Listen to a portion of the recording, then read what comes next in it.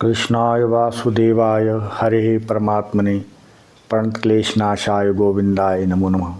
जय सद्गुरुदेव। ओम निखिलम।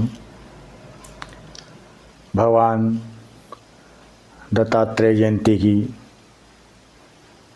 आप सब लोगों को बहुत बहुत बधाई। मार्गशीर्ष पूर्णिमा एक अद्भुत अलौकिक दिवस है, जिस दिन भगवान नारायण के अवतार, ब्रह्मा विष्णु महेश के अवतार श्री दत्तात्रेय जी का अवतरण हुआ था। बेसधरा धाम पर प्रकट हुए थे। इस बार मार्ग शीर्ष मास की दिव्य पूर्णिमा 14 दिसंबर को पड़ रही है। इस बार 14 और 15 दिसंबर को भगवान दत्तात्रेय जी की जयंती, अवतरण दिवस बड़े ही धूमधाम से, बहुत ही भक्तिभाव से मनाया जाएगा। विशेष करके जो भगवान दत्तात्रेय जी के साधक हैं, भगवान दत्तात्रेय जी के भक्त हैं, भगवान दत्तात्रेय जी जिनके इष्ट हैं। मेरा यह सौभाग्य रहा है कि मैं पूज्य सद्गुरुदेव परमहंस स्वामी निखिलेश्वरानंद जी के चरणों में दीक्षित हुआ। उनका आशीर्वाद हम सभी साधकों को प्राप्त हुआ।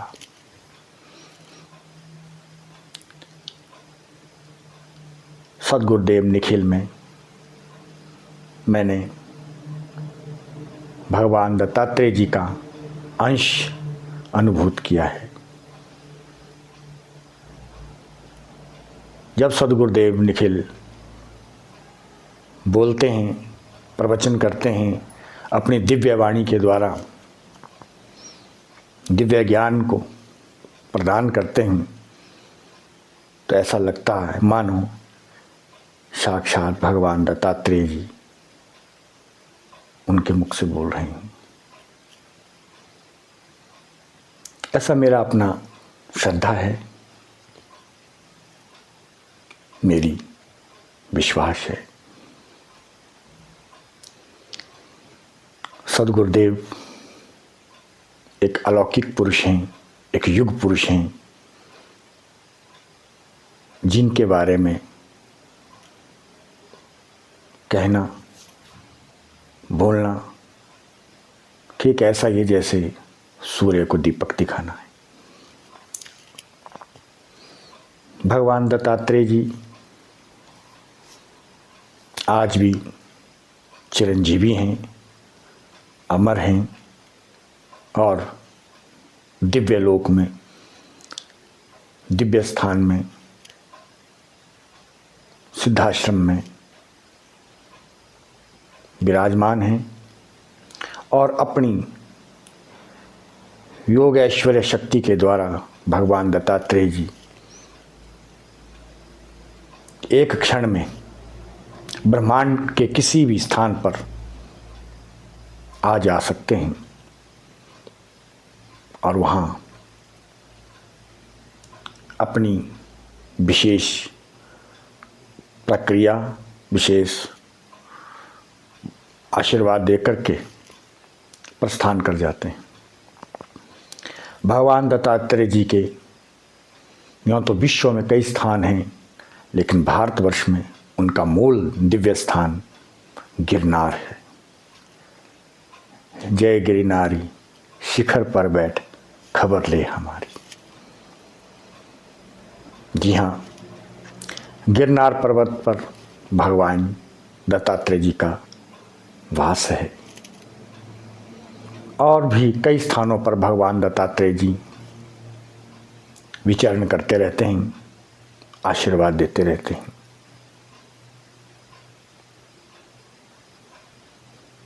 वे कभी नर्मदा के तट पर होते हैं, कभी गिरनार में, कभी गंगा के तट पे, कभी मोहारगढ़, कभी कैलाश पे, कभी गुरु शिखर पर तप करे। इस प्रकार से भगवान दत्तात्रेय जी की महिमा और उनका योग ऐश्वर्य का वर्णन करना बहुत ही कठिन है, जान पड़ता है। वे सनातन धर्म के महाअवतार हैं। वे नाथ संप्रदाय के भी आदि गुरु हैं, आदिनाथ हैं। ऐसे आदिनाथ भगवान दत्तात्रेय जी को हम बार बार नमन करते हैं, बार बार दंडवत प्रणाम करते हैं कि हे प्रभु, हम पर सदैव अपनी कृपा बनाए रखना, अपने साधकों पर, अपने भक्तों पर सदैव अपनी छत्र छाया रखना, और पूरे विश्व को हे महागुरु आदिनाथ भगवान दत्तात्रेय जी शांति का आशीर्वाद देना। पूरे विश्व में शांति हुई भगवान दत्त, क्योंकि जहाँ दत्त है वहीं सत्य है।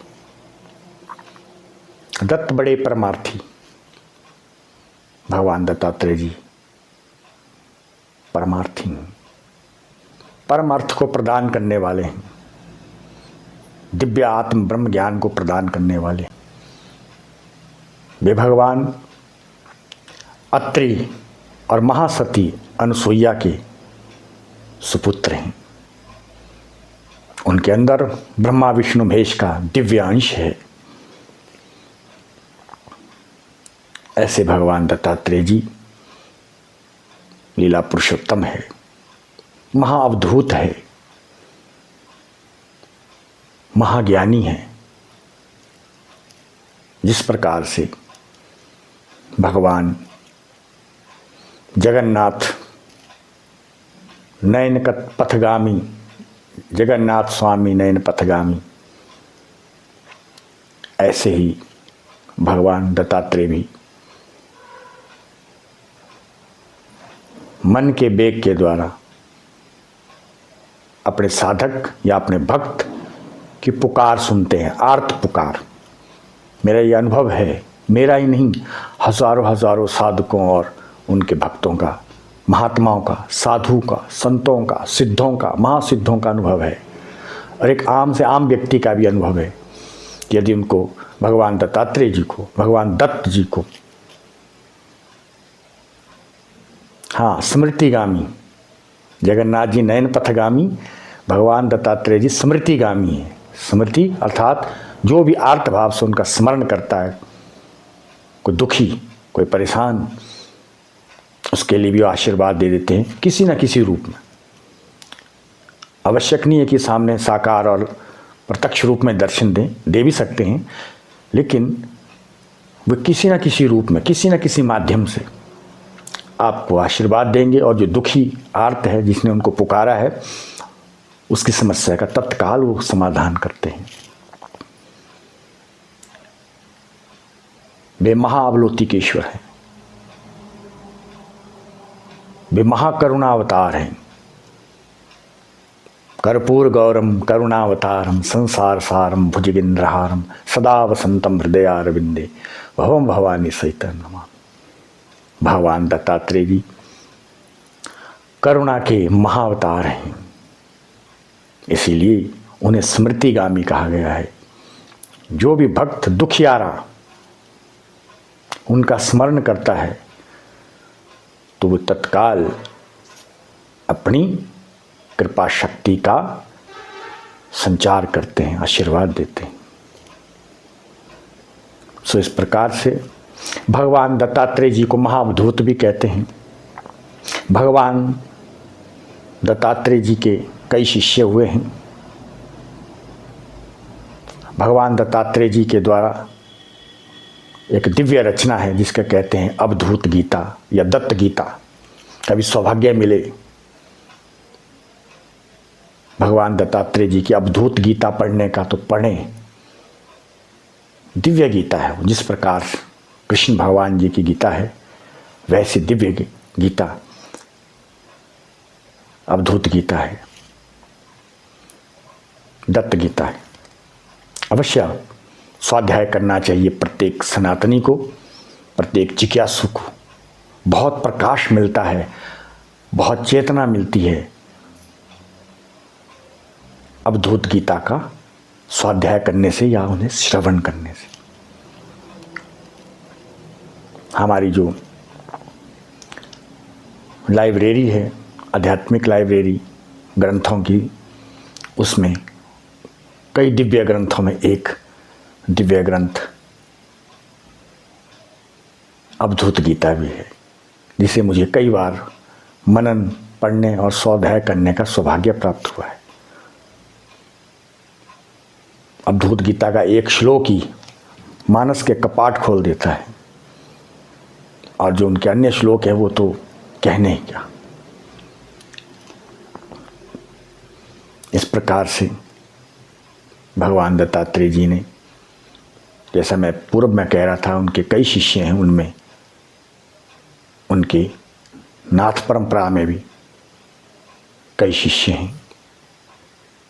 मच्छिंद्र नाथ हैं, गुरु गोरखनाथ जी हैं, ऐसे अन्य नवनाथ हैं, और भी कई 84 सिद्ध हैं।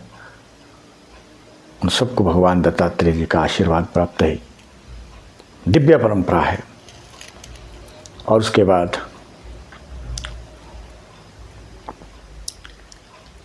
भगवान परशुराम जी भी भगवान दत्तात्रेय जी के परम शिष्यों में एक हैं, जिन्हें भगवान दत्तात्रेय जी ने श्री विद्या प्रदान की थी और श्री विद्या में दीक्षित किया था।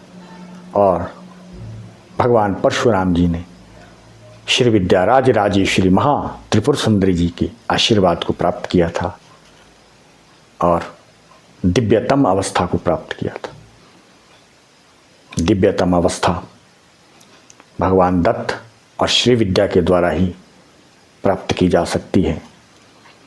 जितनी भी अवस्थाएं हैं वो सब सामान्य कोटि की अवस्थाएं हैं, लेकिन दिव्य अवस्था तो केवल भगवान दत्तात्रेय जी की कृपा से, आदिनाथ जी की कृपा से, गुरु कृपा से, श्री विद्या के माध्यम से प्राप्त की जाती है। क्योंकि भगवान दत्तात्रेय जी के पास ही श्री विद्या का मूल स्वरूप है। उसी प्रकार से दत्तात्रेय जी के और भी कई शिष्य हुए हैं। भगवान दत्तात्रेय जी की कई परंपराएं हैं, कई धाराएं हैं, जिसमें हमारे जो संन्यास परंपरा है, उस परंपरा में भी बड़े बड़े साधु, नागा साधु, सिद्ध, संत, उन सब के भी आराध्य हैं, पूजनीय हैं, वंदनीय हैं, महान देवता हैं, जो धर्म अर्थ का मोक्ष प्रदान करते हैं क्षण में। अद्भुत देवता हैं भगवान दत्तात्रेय। महादेव, महादेव हैं, महायोगी हैं, परम योगी हैं, दिव्य योगी हैं, दिव्य ज्ञानी हैं, परम तपस्वी हैं, परम वेतरागी हैं, महाध्यानी हैं, महावैरागी हैं। उनके कई स्वरूप हैं। मैंने शास्त्रों में और पुराणों में श्रवण भी किया, पढ़ा भी है कि उनके पास कई ऐश्वर्य है, योग ऐश्वर्य। मुझे मार्कंडेय पुराण याद आ रहा है, उसके अंदर भी मैंने पढ़ा है उनके एक शिष्य शस्त्रबाहु भी हुए हैं, जिसको कार्तवीर्य अर्जुन कहा जाता है। उन्होंने भी भगवान दत्तात्रेय जी की आराधना की थी और बहुत कुछ शस्त्रभुजा जैसी शक्ति प्राप्त की थी। मगर शस्त्र भाव ने एक गलती कर दी थी कि महान गुरु और ऋषियों का अपमान कर दिया था, कष्ट दिया था। और भगवान दत्तात्रेय जी ने कहा था, जिस दिन तू महान गुरु, महान श्रेष्ठ ब्राह्मण ब्रह्म ऋषियों को सताएगा या उनका अपमान करेगा तो तुम्हारा सारा ऐश्वर्य, शक्तियाँ, शस्त्र भुजाएं छीन ली जाएगी, सावधान। ऐसे हैं भगवान दत्तात्रेय जी, और वैसा ही किया था उन्होंने। सहस्त्रबाहु ने फिर राज्य साम्राज्य तो किया, लेकिन उनसे चूक हो गई थी, और परशुराम जी के साथ उनका फिर युद्ध होता है और वे मुक्ति को प्राप्त होते हैं। क्योंकि भगवान के हाथों जो भी मुक्त होता है वो फिर स्वर्ग ही जाता है, वैकुंठ धाम ही जाता है। तो इसलिए भगवान दत्तात्रेय जी के और भी कई शिष्य हुए हैं जिनका वर्णन डिटेल से है पुराणों में। देवी मदालसा अलर्क जी का भी वर्णन आया है। वे भी सब भगवान दत्तात्रेय जी की परंपरा में दीक्षित शिक्षित हुए थे। भगवान दत्तात्रेय जी को समझना बहुत टेढ़ी खीर है। वो कब क्या करते हैं, किस रूप में वो आ जाते हैं और मार्गदर्शन करते हैं और निहाल कर देते हैं अपने भक्तों को, मगर पुकारना पड़ेगा हृदय से, स्वच्छ हृदय से, आर्त भाव से, रोते हुए भक्ति भाव से, तब वे आते हैं। और जो तप करते हैं, जप करते हैं, योग करते हैं, ध्यान करते हैं, भक्ति करते हैं, उनके तो वो अति प्रिय हैं। और उनको भी वे भक्त अति प्रिय हैं जो जप तप त्याग ध्यान भजन करते हैं, अति प्रिय हैं। ऐसे भगवान दत्तात्रेय जी के बारे में मैंने 2 शब्द बोले हैं, क्योंकि उनकी जयंती आ रही है, उनका अवतरण दिवस आ रहा है। मार्गशीर्ष शुक्ल पूर्णिमा को 14 और 15 तारीख याद रखिएगा। उस दिन आप भी भगवान दत्तात्रेय जी का पूजन करें, जाप करें, अर्चन करें। अपने गुरु से महामंत्र लेके उनकी पूजा विधान लेके आप उनका उस दिन विधिवत पूजन अर्चन करें। गौ माता की सेवा करें, श्वान को भोजन खिलाएं, और जो भी दुखी है, गरीब है, पीड़ित है, असहाय है, उनकी सेवा करें। तो भगवान दत्तात्रेय जी बहुत खुश होते हैं। और वृक्ष लगाएं, पीपल का, अश्वत्थ का, तुलसी का, और भी कई प्रकार के खूब वृक्ष लगाएं। भगवान दत्तात्रेय जी सेवा से प्रसन्न होते हैं, धर्म कार्य से बहुत प्रसन्न होते हैं, त्याग तप से बहुत प्रसन्न होते हैं। अद्भुत है ये धराधाम, ये भारतवर्ष। सिद्धाश्रम, शंभाला, गिरनार पर्वत और भी कई भगवान जी के स्थान हैं, दत्तात्रेय जी के नाथ परंपरा में भी और संन्यास परंपरा में भी और अन्य परंपराओं में भी। क्योंकि दत्तात्रेय सबके प्रिय हैं, सब संप्रदाय में कहीं ना कहीं वे पूजे जाते हैं किसी न किसी रूप में। वो एक मुखी भी हैं, वो 3 मुखी भी हैं, वो पंचमुखी भी हैं, वो अनंत मुखी भी हैं, वे अनंत हैं आकाश की भांति। उन्हें पकड़ना बड़ा असंभव है, जितना पकड़े उतने वो पकड़ से परे हैं। बुद्धि परहा, गीता में भगवान कृष्ण कह रहे हैं। तो इन्हीं शब्दों के साथ आप उस दिन विशेष पूजा करें भगवान दत्तात्रेय जी की। उनके चरण पादुका की विशेष करके पूजा होती है। गंध, पुष्प, धूप, दीप, नैवेद्य से उनका पूजन करें, कीर्तन करें, नारायण नारायण कीर्तन करें, भगवान शिव के मंत्र का खूब कीर्तन करें, उनकी कथा सुने। 24 अवतारों में एक अवतार हैं भगवान दत्तात्रेय जी, भगवान कृष्ण के स्वरूप हैं, वो शिव स्वरूप हैं, वो ब्रह्मा जी के स्वरूप हैं। उस दिन उनका खूब कीर्तन करें, खूब कथा सुने, उनकी आनंद आ जाएगा।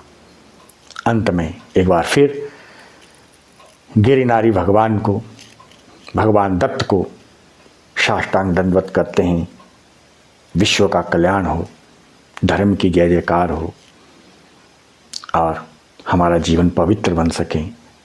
मैं भगवान दत्तात्रेय जी को प्रणाम करता हूँ और उन्हीं परंपरा में आगे चल करके भगवान सद्गुरुदेव निखिल जी को प्रणाम करता हूँ और अन्य सिद्ध महात्माओं, ऋषियों को प्रणाम करता हूँ।